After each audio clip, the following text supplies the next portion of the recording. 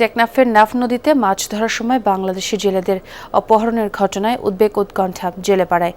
গেল কয়েক মাসে অন্তত 100 জেলে নিখোঁজ হয়েছেন। অভিযোগ আছে মিয়ানমারের সশস্ত্র বিদ্রোহী গোষ্ঠী আরাকান আর্মি নাফ নদী থেকে জেলেদের ধরে নিয়ে যাচ্ছে। যদিও বাংলাদেশ কোস্ট গার্ডের চেষ্টায় বেশ কয়েকজনকে ফিরিয়ে আনা হয়েছে। জেলেদের নিরাপত্তায় নিজ জলসীমায় টহলও জোরদার করেছে বাহিনীটি। রানা হুসাইনের ছবিতে নাফ নদীর নিরাপত্তা পরিস্থিতি নিয়ে রাব্বি সিদ্দিকের বিশেষ প্রতিবেদন। অয়েল অ্যাবজর্ব করে আপনার পরিবারকে রাখে হেলদি। ফুড গ্রেড ম্যাটেরিয়ালে তৈরি যমুনা কুকওয়্যার। নাফ নদী বাংলাদেশের কক্সবাজার জেলার টেকনাফ উপজেলাকে মিয়ানমারের রাখাইন রাজ্য থেকে আলাদা করেছে। এই নদীর মোহনা এবং সেন্ট মার্টিন দ্বীপের দক্ষিণ সাগরে মাছ ধরেই মূলত জীবিকা নির্বাহ করেন বাংলাদেশি জেলেরা।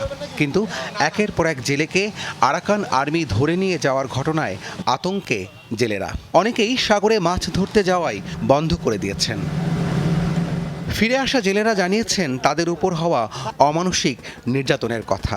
দেয়া হতো না পর্যাপ্ত খাবার। তাদের অভিযোগ বাংলাদেশের জলসীমার ভেতরে থাকা সত্ত্বেও প্রায়ই অপহরণের শিকার হচ্ছেন। আমাদেরকে বিজি বলে কোস্টগার্ড বলে মায়ানমার সীমান্তে না যাওয়ার জন্য আমরা যাই না।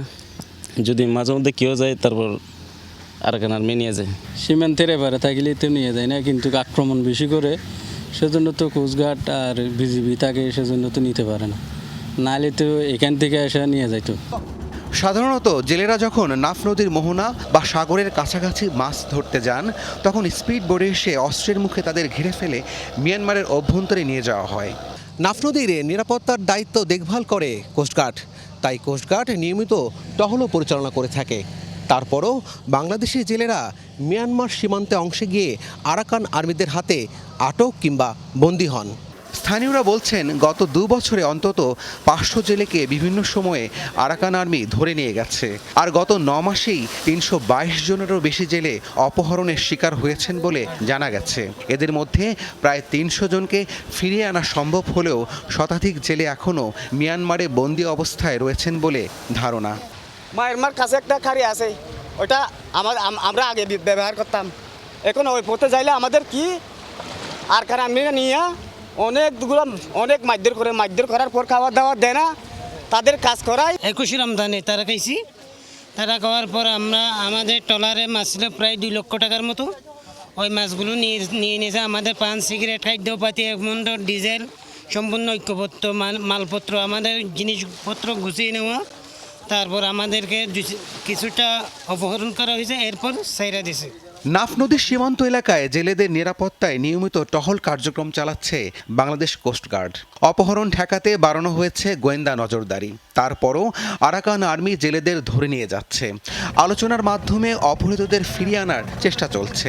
তবে বেশিরভাগ ক্ষেত্রেই মাছ বেশি পাবেন এমন আশায় জেলেরা মিয়ানমারের জলসীমায় ঢুকে পড়লে ধরে নিয়ে যাওয়া হচ্ছে বলে জানায় কোস্টগার্ড। আমাদের যে স্থানীয় জেলেরা আছে বেশি মাছ আহরণের আশায় যে নাফ নদীর যে সীমানা আছে আপনারা দেখতে পাচ্ছেন এবং মায়ানমারের যে সীমানাগুলো আছে সেগুলো অতিক্রম করে যে মায়ানমারের সাইডে চলে যায় এবং তখনই দেখা যায় যে আরাকান আর্মি কর্তৃক তারা গ্রেপ্তার হয় অথবা আটক হয়। তা আমরা আমাদের যে মন্ত্রণালয় আছে এবং অন্যান্য যে দপ্তর আছে তাদের সাথে সমন্বয় করে আমরা চেষ্টা করি অতি দ্রুত সময় এই জেলেদেরকে ফিরিয়ে আনা।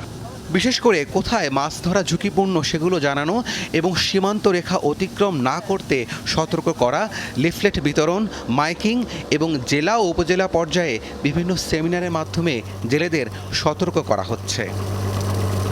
রাব্বি সিদ্দিকী, যমুনা নিউজ, টেকনাফ।